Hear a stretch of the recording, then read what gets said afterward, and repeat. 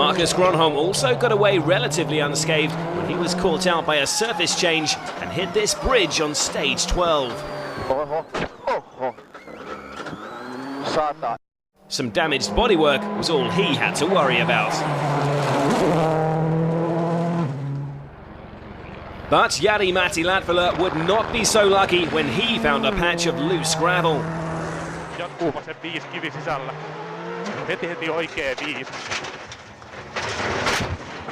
He would be forced to retire because of damage to his Ford Focus's roll.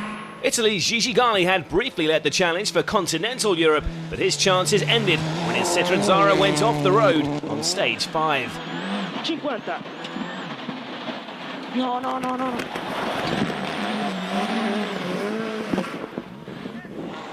Danny Sordo was another Southern European struggling in the snow. He was in a snowbank as early as stage 2 and would not trouble the point-scoring positions. His second place in Monte Carlo felt like a long time ago.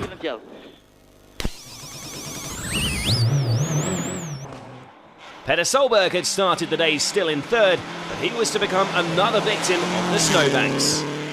Oversteer here on stage 10 saw him clip the bank on the inside, which flipped his Subaru across the road into the ditch on the outside.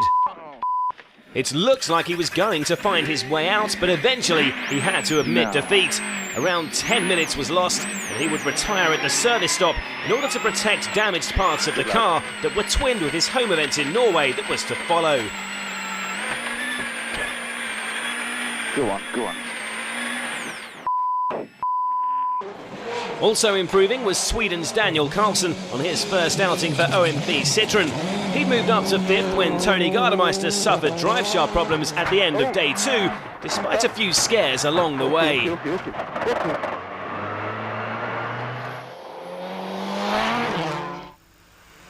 His main rival for this position was Chris Atkinson, but the Australian would suffer a similar fate to his teammate Petter Solberg when he went off the road on day 3. Unlike Solberg, he got straight out again, but had sustained damage to his wheels, which cost him time and any chance of beating Carlson.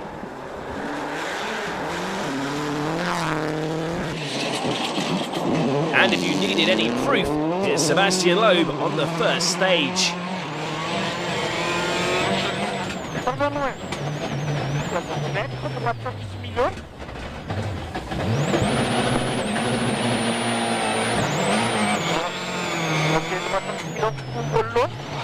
The Frenchman doesn't make many mistakes, but he followed that with this overshoot on stage 5.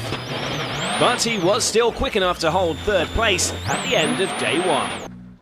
And Loeb appeared to have no answers either, and in the heavy snow of the mountain stage, he looked as though he might settle for third, which would still be a decent contribution to his championship hopes, but nothing could be taken for granted in Norway. Here he is on the short Lillehammer stage, number 12.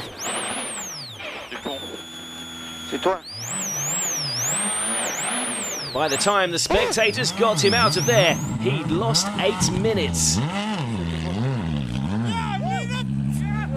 And on the following, so Petter Solberg was the star of the morning, although his brother Henning did his best to upstage him on the opening stage.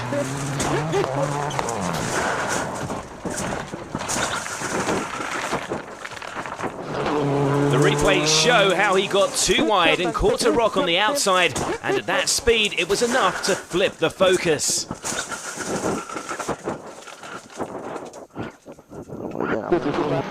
Opens extra long and but on the following stages, Loeb's pursuit of top spot would become much easier. On stage 5, Solberg was starting to lose oil pressure. And on the following road section, with the problem getting worse, Petter was forced to retire.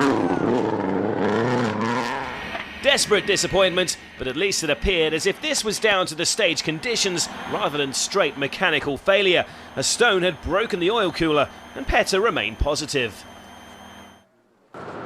Overall picture anyway, it's good, you know. Even second time through the stages we have been very fast and we have been fighting, and for me it's a very good good information to have for the next few rallies. Mikko Hirvonen was the hero in Norway, but he was finding it more difficult here.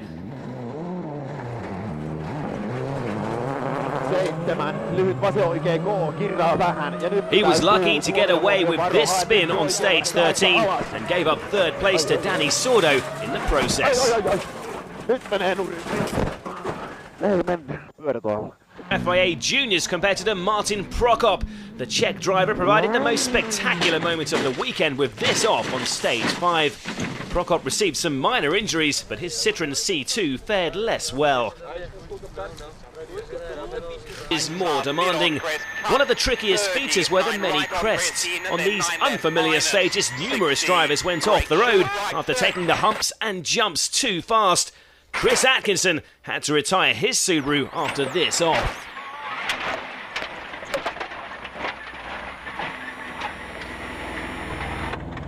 You alright? Yeah, you alright?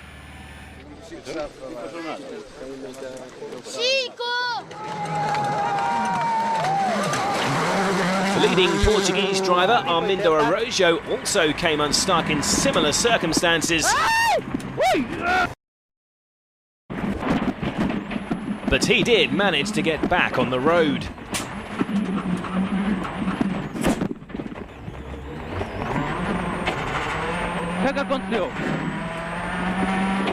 Second fastest was Petter Solberg. 20-16. But he put a hole in his good work with this spin on stage 11, which saw him drop to third behind Marcus Gronholm. 16, 6 like Bosky, baby, you never crashed. 20, don't come.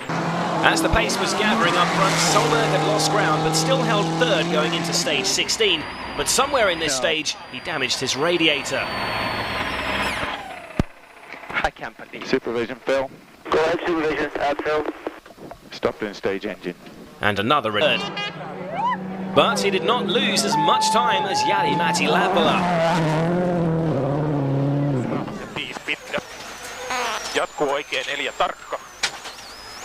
That collision with a roadside rock removed his front left wheel. That was the end of his day and any chance of his first podium finish. Rocks and deep ruts exposed after the first run are one of the main hazards in these repeated stages. Chris Atkinson was another to suffer when his Subaru was bumped off the road by a rock on the racing line. Solberg in the Ford Focus had been holding it together very nicely.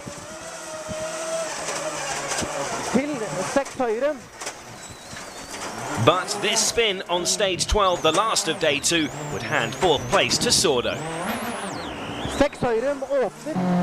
On to the final day. All Marcus Gronholm could do was try and put some pressure on Loeb, but it was he who made a mistake when he overshot this junction on the opening stage.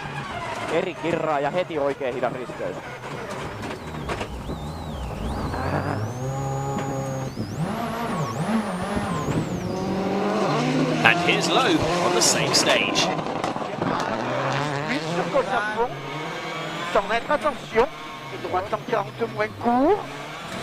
That collision was quickly followed by another. His pace notes were a bit too quick for that right-hander. That double impact had damaged his steering. And this tight, narrow stage was no place to have faulty steering. A few kilometres later, he was off the road. A real collector's item, this one, a Loeb retirement. And this would be his second no score of the season. When I went in the corner, I slide a bit too much, hit a bit the ditch with the rear, but it's put me the front also in the ditch, and then it was a stone, and I broke the something on the steering. Then I continue 3 kilometers. The car was just going, but not so good, and then suddenly it broke completely, so I had to stop. The man with the biggest reputation is Sebastian Loeb. After throwing away victory and the championship lead in Sardinia, he wanted to prove that he is still number one. But as early as stage 2, he made a mistake, which cost him a few seconds, left him down in 6th. G Theodori stage, the longest of the season. Miguel Hirvonen was the first to feel its bite, although it was a late pace note rather than the conditions that sent him off the road at 150 kilometers an hour.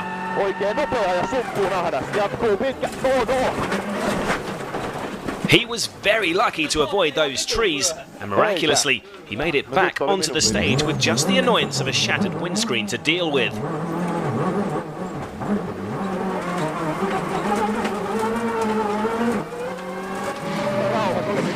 Chris Atkinson was not so lucky. He suffered 2 punctures, and with nothing left of his front right tyre by the end of the stage, his chance of a podium finish had gone.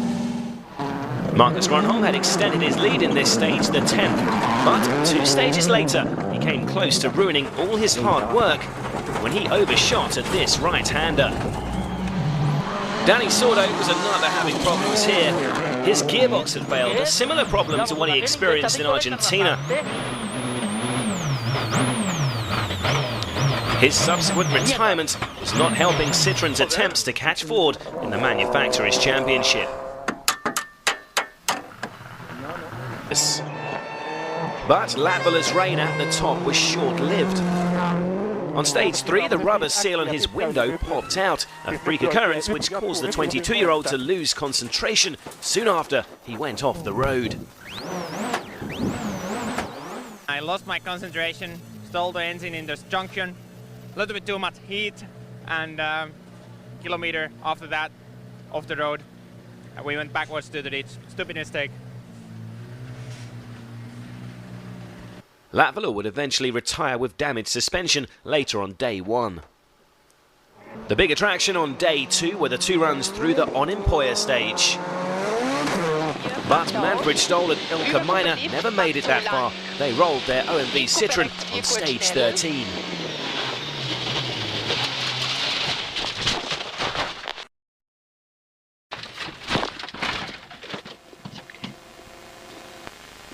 Third ahead of Sordo, and any chance Sordo had of reclaiming third went away in a pool of oil as he retired on stage 6. The cause, a problem with the cylinder block, that also put the Spaniard out of Rally Finland. And indeed it was Francois Duval who seemed to be suffering under the weight of leadership. This spin on stage 7 was followed by another mistake and a stall at the start of stage 8. He suddenly found himself down in 4th, over 25 seconds behind Loeb. Definitely not the start to the day he wanted.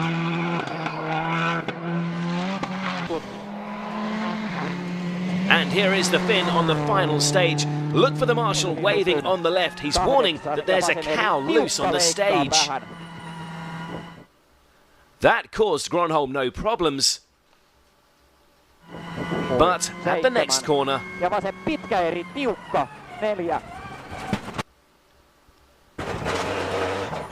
Marcus admitted at the end he'd been distracted by the animal and had not listened to the next pace note. He limped to the end of the stage, eventually dropping to 4th.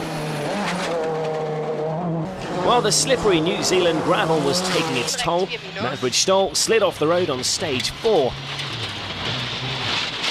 Another disappointing rally for the Austrian driver. And Henning Solberg was also made to pay for a mistake on stage 8.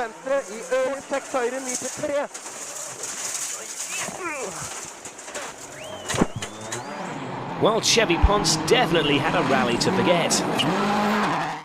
He went off and into the foliage on stage 4. And worse was to follow on day 2.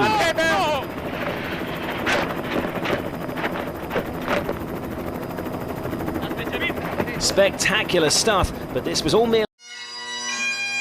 Spain's Rally Catalunya got underway with a remembrance service for WRC legend Colin McRae, who had died in a helicopter accident 3 weeks before. Tributes were led by Colin's former teammate and rival, Carlos Sainz.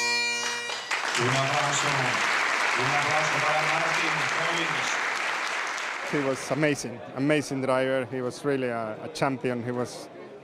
He has done so much for rallying, and we have such a good times all together. It's very difficult to describe, but only I can say is thank you to Colin, because we have such a good time. The rally family, we have such a good time. It was a fantastic, man. But things could have been much worse for Gronholm as Spain saw another outing for Francois Duval in the OMV Kronos Citroen Zara. But the man who had finished second in Germany lost his chance of a repeat of that result as early as stage 1, where he spun. However, the Belgian did recover to finish a very creditable 5th.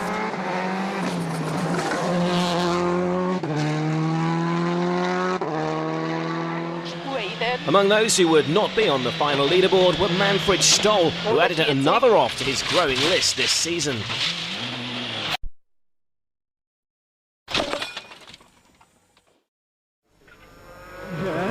And Jan Kopecky was also off the road on the same stage, number 3.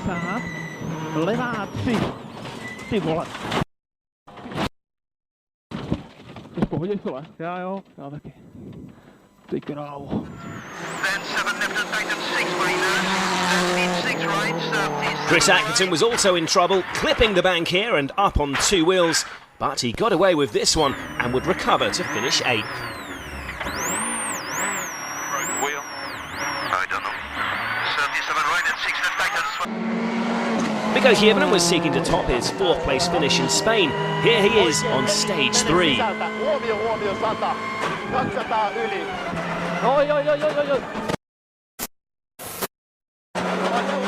His pace note was too fast, and those Corsican roadside walls do not move. With a wheel missing, his day was over. He would restart, but not travel the point-scoring positions. But over the following 2 stages, Gronholm found his rhythm and moved into the lead. And it was all looking good for the big Finn as he entered stage 4, the short Rikabetsu test, as Latvala and Mikko Hirvonen were both ahead of Sebastian Loeb.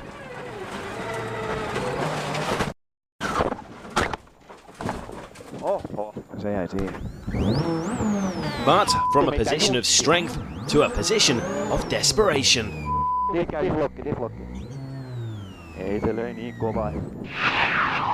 The data showed that the championship leader was too quick into that corner.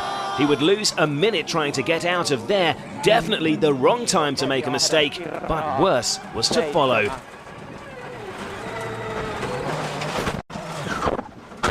A tree stump hidden in the foliage had damaged his roll cage. It wasn't repairable at service, and he would not be able to continue.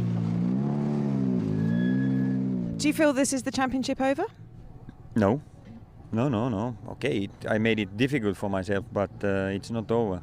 We have 2 rallies, and if Seb wins here, it's 6 points. Okay, it's difficult, but it's not over. How upset are you? Just now a little bit, yes. But how much? I don't know. A lot, in fact. Yeah.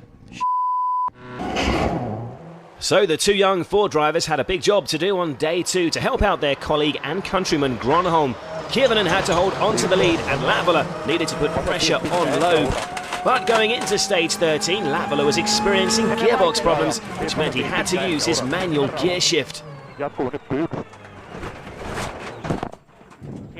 That, combined with the slippy conditions caused by overnight rain, proved too much for the young Finn. So Loeb's job was becoming easier and easier, and here he is, following Latvala into stage 13.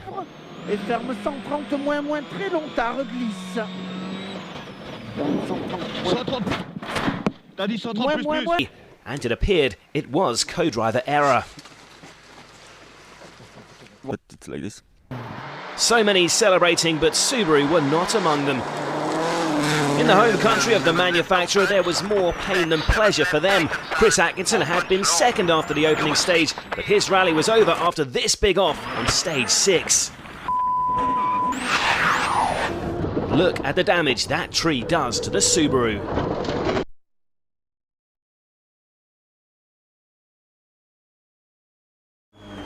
Petter Solberg survived this misjudgment of a tricky crest in stage.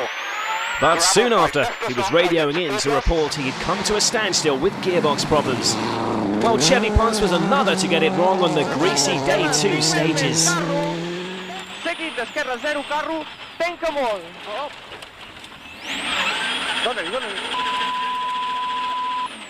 WRC names came unstuck in these conditions. Henning Solberg gave his temporary co-driver Goran Bergsten a nasty introduction to the WRC with this off on day 1. While Chris Atkinson's Subaru also ended up in a roadside hedge.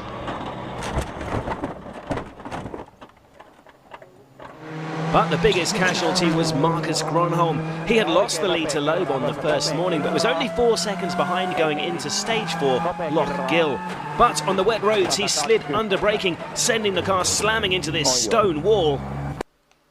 The damage to the car would force them to retire, while Marcus and co-driver Timo Rautiainen were taken to hospital for a precautionary checkup, but then proved to second as the fun and games continued on day 2.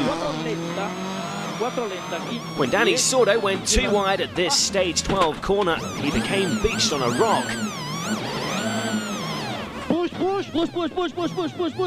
With some encouragement from co-driver Mark Marty, they were helped back onto the road by spectators, but not before nearly 30 seconds were lost. But Rally Island was a great leveller, and 2 stages later, Latvala suffered a similar fate.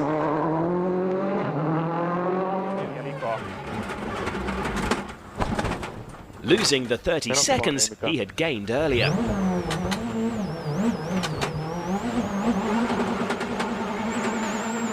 Behind Latvala, in the absence of Gronholm, Petter Solberg was 4th. His rally had nearly ended prematurely with this spin on the very first stage. 30. Trying to 6 right, I didn't snap up. 5. 6 left minus, extra long. Okay. But he survived that and went on to put in one of his and the Subaru Impreza's best performances in some time.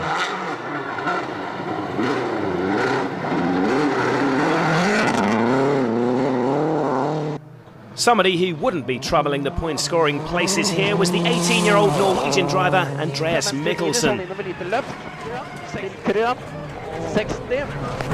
His car was sent into this huge roll after clipping a rock on stage 9.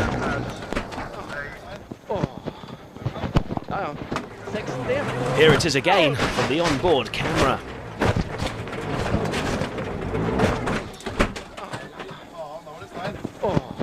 Mikkelsen and co-driver Ola Floen walked away unscathed. While Gronholm was now looking resigned to the fact that he would have to settle for 2nd place in the Drivers' Championship and also on his last ever event. Although in the very last stage, Kiervanen nearly handed him the win when he spun early in the stage.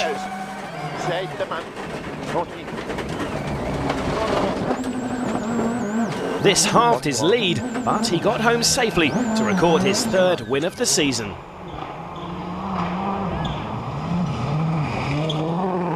In New Zealand, Haninen was going well again, briefly moving past leader Arai until first a puncture and then 2 rolls in the same stage on day 2 saw him fall out of contention.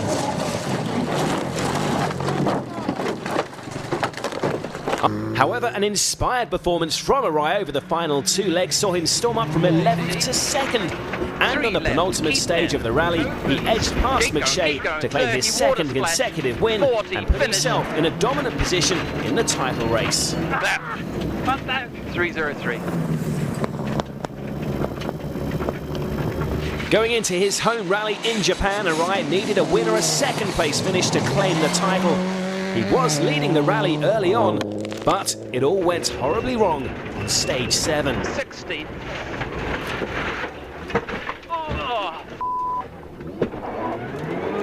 With Arai out of the point-scoring places in the final 2 rounds, and Higgins needed 2 wins on events in which he had a lot of local knowledge. The British driver wasted little time getting himself into the lead on the treacherous Irish tarmac, pulling out an advantage of a minute. But all his hard work would go to waste on the final stage of leg 2. Armindo Arrojo was fighting for top spot with Niall McShay, when a dramatic roll on day 3 ended the Portuguese driver's best run of the season.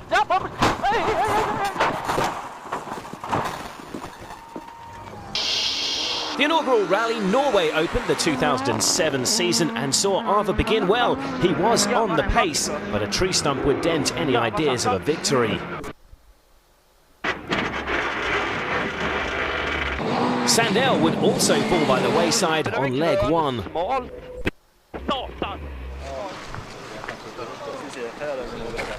And see Anderson take his lead.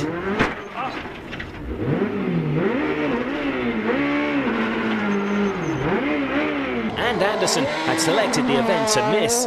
Martin Prokop would take the early initiative, pulling out a lead of nearly a minute over the opening 2 days. But on the first run through the daunting Onimpoja stage, he went off, and the impact caused irreparable damage to his radiator. The early leader wasn't the only one caught out by Finland's infamous roads. Eiger Pars would only get a few kilometres into the opening stage.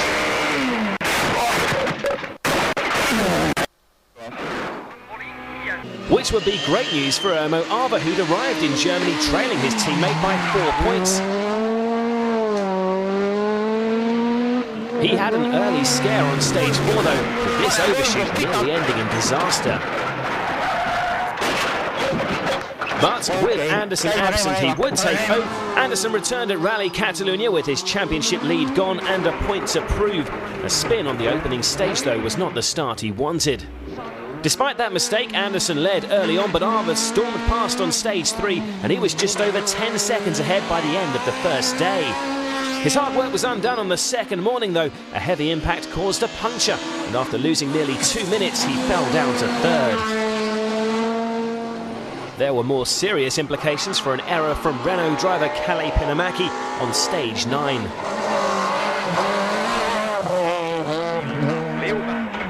A terrifying drop down a gully after going through a barrier. And the end of the rally for the Finn. Back out front though, Anderson was in a comfortable position in the lead, and despite the odd scare, he came through unscathed for his third win of the build on the rally leader.